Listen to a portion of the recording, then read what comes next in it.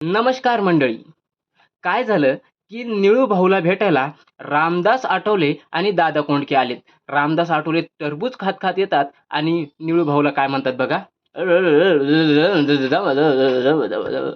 ऊन पड्या धोड्या धोड्या, ऊन पड्या धोड्या धोड्या, तो मै राहू टरबूज घ्या बोड्या. तेवढ्यात निळू भाऊ त्यांना बसायला सांगतात आणि मोलकरणीला आवाज देतात. काय म्हणतात बघा. दादा दादा दादा बसवा.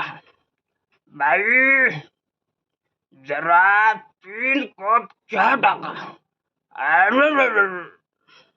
मग त्यावर दादा कोंडकेला प्रश्न पडतोय की त्याच्या मायला त्याच्या निळ भाऊ, त्याच्या मायला तुम्हाला सांगतो चहा आणि बाईत काय फरक म्हणायचा.